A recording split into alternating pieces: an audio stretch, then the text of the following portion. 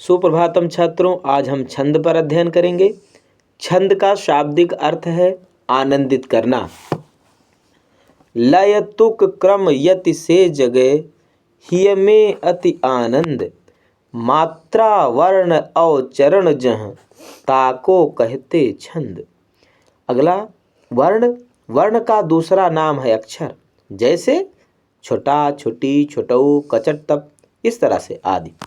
मात्रा, वर्णों के उच्चारण में जो समय लगता है उसे मात्रा कहते हैं। मात्रा के दो भेद होते हैं, एक ह्रस्व या लघु, दूसरा दीर्घ या गुरु। लघु का चिन्ह ये है छोटा, छोटी, छोटऊ, री प्लस चंद्र बिंदु लघु मात्रा में आते हैं, इसकी एक मात्रा होती है। दूसरा है दीर्घ या गुरु, इसका चिन्ह ये होता है बड़ा, बड़ी, बड़ऊ, ए, आए, ओ, आओ प्लस विसर्ग और अनुस्वार, ये सब गुरु में आते हैं। इसके अतिरिक्त संयुक्त अक्षर के पूर्व का ह्रस्व वर्ण दीर्घ माना जाता है, जैसे कच्चा। यहाँ पर चापया की मात्रा है, ये संयुक्त है, इसलिए ये लघु होते हुए भी, कापे एक मात्रा होते हुए भी दो मात्रा होगी, क्योंकि यहाँ आधा चा है तो संयुक्त से पहले वाला वर्ण जो होता है वो दीर्घ हो जाता है या गुरु कहलाता है। अगला है विसर्ग युक्त वर्ण दीर्घ माने जाते हैं, जैसे प्रातः, ये विसर्ग यहाँ लगा है तो ये गुरु हो जाएगा।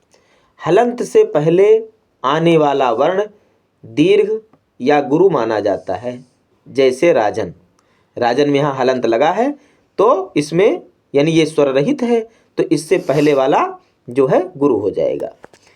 अगला नियम है स्वरों की ही मात्राएं होती हैं, व्यंजनों की नहीं। प्रत्येक व्यंजन स्वरयुक्त होते हैं, चाहे स्वर दिखाई पड़े या नहीं।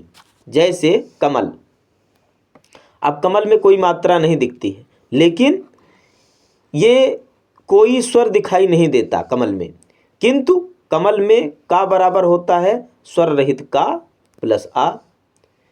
माँ, इसी तरह से माँ भी है, स्वर रहित माँ और आ। फिर ला बराबर स्वर रहित ला प्लस आ, अर्थात जितने भी व्यंजन हैं सब में छोटा आ मिला हुआ है, और मात्राएं भी जो है स्वरों की ही होती हैं। यहाँ हमने पहले ही बता दिया है, तो यहाँ छोटा पे एक मात्रा हो जाएगी, यानी का पे, और दूसरी मा पे, और तीसरी ला पे। इस तरह से एक एक यानी लघु मात्राएं हो जाएंगी। अगला है गति। छंद उच्चारण के समय पद में जो भाव होता है उसे गति कहते हैं, इसे लय या प्रवाह भी कहते हैं।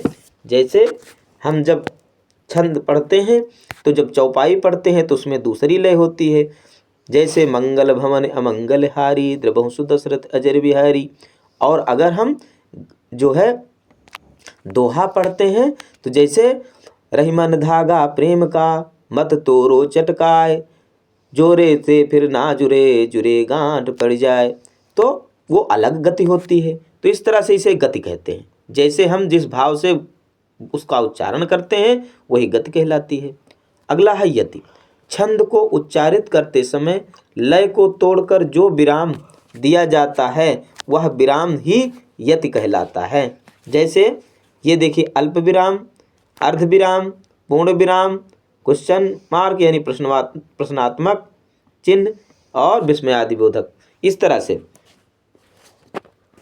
अगला है तुक। समान उच्चारण वाले शब्दों को तुक कहते हैं, जैसे रघुपति राघव राजा राम, माँ तुक हो गया। पतित पावन सीता राम, उधर भी माँ आया और इधर भी माँ आया, तो इसी को हम तुक कहते हैं। चरण, छंद में जितनी पंक्तियाँ होती हैं वही चरण या पाद कहलाती हैं। चरण दो प्रकार के होते हैं, पहला होता है विषम चरण यानी प्रथम चरण, और तृतीय चरण यानी पहला और तीसरा चरण विषम चरण कहलाता है। समचरण यानी द्वितीय और चतुर्थ चरण जो है यानी दूसरा और चौथा चरण। छंद के भेद। छंद तीन प्रकार के होते हैं, नंबर एक है मात्रिक छंद, नंबर दो है वर्णिक छंद, और तीसरा है मुक्तक छंद। तो इस प्रकार से तीन प्रकार के छंद होते हैं। हम मात्रिक छंद पर चर्चा करते हैं। मात्रिक छंद, इसमें मात्राओं की गणना की जाती है। जैसे चौपाई है, आकर 4,84,000 जात जीव जल थल नभवासी, सिय राम मैं सब जग जानी, करहूँ प्रणाम जोर जुग पानी। इस प्रकार से आकर, आकर में देखिए कैसे मात्रा यहाँ बड़ा है, तो आ की मात्रा यानी आ है, यहाँ डबल आ है, तो यहाँ हम गुरु लगाएंगे। और का और आका में कोई मात्रा नहीं है, यानी ये केवल खाली है, बिना मात्राओं के हैं, तो इसमें हम लघु लगा देंगे। इसी तरह से 4 में भी गुरु है ऊपर और इधर लघु है, क्योंकि इस पे आ की मात्रा है, बड़ा आ की मात्रा। जितने भी दीर्घ स्वर हैं वो सब गुरु माने जाते हैं। और यहाँ रा पे छोटी मात्रा, तो ई जो होता है ई लघु में आता है। इसी तरह से लाख, यहाँ गुरु है क्योंकि यहाँ आ की मात्रा है, और खा में कुछ नहीं है तो लघु लगा देंगे। 84 में औ की मात्रा है, तो औ दीर्घ में आता है, यानी गुरु आता है, तो गुरु की मात्रा लगाएंगे। यानी 2 मात्राएं होती हैं गुरु की। रा पे भी उसी तरह से है, सा पे भी उसी तरह से है। तो इसमें जो है ये, इसको हम प्रथम चरण कहेंगे।